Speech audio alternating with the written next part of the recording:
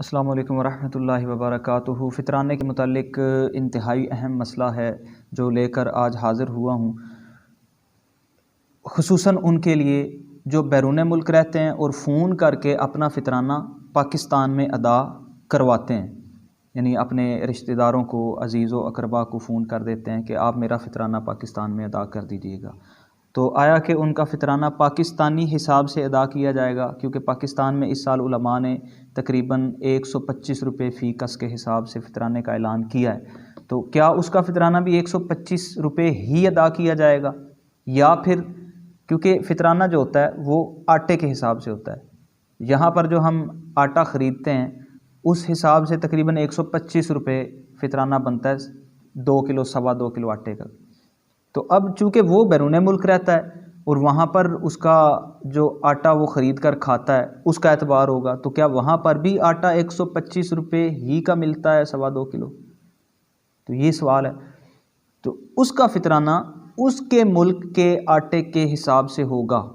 वो वहाँ पर आटा कितने का ख़रीदता है उस हिसाब से वो अपना फ़ितराना निकालेगा कि मेरा सवा 2 किलो आटा इतने का बनता है। मतलब मिसाल के तौर पर 5 पाउंड का बनता है, एक मिसाल दे रहा हूँ।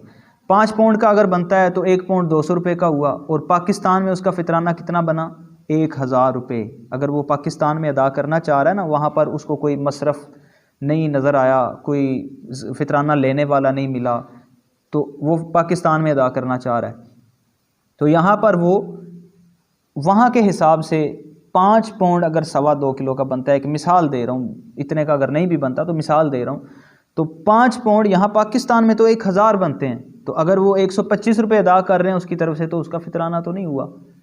तो उसको फ़ोन करके अगर वो बता रहा है कि मेरा फ़ितराना आप अदा कर दें, तो उससे पूछा जाए कि आप जो उधर आटा ख़रीदते हैं वो सवा 2 किलो आटा कितने का बनता है। तो अब वो अपने आटे के हिसाब से उनको बताएं कि इतने का बनता है और मेरा फ़ितराना इतना अदा करें। और फिर इसमें ये अहम मसला, यानी ये कानून है कि जिस पर फ़ितराना लाजिम हो रहा है ना, जिसने अदा करना है अपना फ़ितराना, उस फ़ितराना अदा करने वाले जिस पर लाजिम हुआ है उसके मकान का एतबार होगा।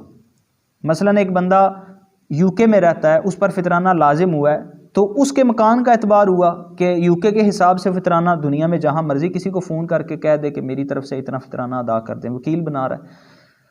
अब जो नाबालिग औलाद है, क्योंकि उसका फ़ितराना भी वालिद पर लाजिम होता है, वालिद ने अदा करना होता है, तो ये फ़िकी मसला है कि फ़ितराना जिस पर लाजिम हुआ उसके मकान का एतबार होगा। तो नाबालिग औलाद का फ़ितराना वालिद पर लाजिम हुआ, तो वालिद चूँकि यूके में रहता है, तो अब नाबालिग औलाद का फ़ितराना भी वालिद अपने मकान के एतबार से, अपनी रिहाइश के एतबार से अदा करेगा जहाँ पर वो मुकीम है। तो अब वो अगरचे इंग्लैंड में रह रहा है, नाबालिग औलाद पाकिस्तान में रह रही है, लेकिन फ़ितराना जिस पर लाजिम हुआ उसके मकान का एतबार होगा। तो अब बाप पर लाजिम हुआ है नाबालिग औलाद का, तो अब नाबालिग औलाद का फ़ितराना भी वो यूके के हिसाब से अदा करेगा। तो ये बाज़ औक़ात इस तरह होता है कि हम कोई मसला सुनते हैं ना, तो वो लो जी पहली दफ़ा सुने हैं, ये तो नवा मसला कढ़ लिया ने। ये आप जहन में रखें कि कोई भी मसला नया नहीं होता, बल्कि हमारी कम इल्मी होती है, हमने वो पहली दफ़ा सुना होता है। किताबों में तो वो सदियों से लिखा हुआ आ रहा है, हमने उलमा से पूछने की ज़हमत नहीं की, और या हमने किसी से सीखने की ज़हमत नहीं की। तो आज अगर हमें पता चल गया, तो बजाय हम उस पर नुक्ताचीनी करने के, जो उलमा ने बयान किया, हमारी रहनुमाई की, उस फ़िक़ही मसले पर, उस शरई मसले पर हम अमल की कोशिश करें। और ज़िमनन ये भी जहन में रखें कि शोहर पर अपनी बीवी का फ़ितराना लाजिम नहीं होता, बीवी पर अपना फ़ितराना वाजिब होता है। हाँ, शोहर अगर अपनी बीवी की तरफ से अदा करता है तो अदा हो जाएगा, उसमें इजाज़त लेने की भी हाजत नहीं है, क्योंकि आदतन घर का सरबराह ही सब की तरफ से अदा करता है, चाहे वो बालिग उसकी औलाद हो चुकी है। चूँकि बालिग औलाद का भी बाप पर लाजिम नहीं होता, बालिग औलाद की तरफ से अगर वालिद देता है तो भी अदा हो जाता है, शोहर बीवी की तरफ से दे रहा है तब भी अदा हो जाता है। तो नाबालिग औलाद का हिसाब वो बाप के मकान के एतबार से लगाया जाता है।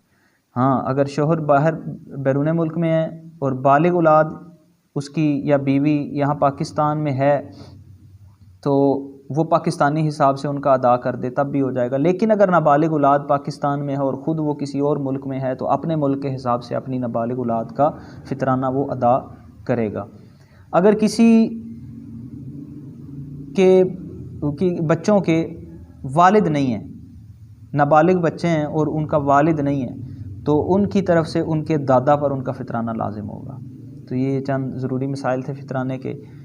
अल्लाह तबारक व तआला से दुआ है कि हमें इन पर अमल करने की सआदत नसीब फरमाए।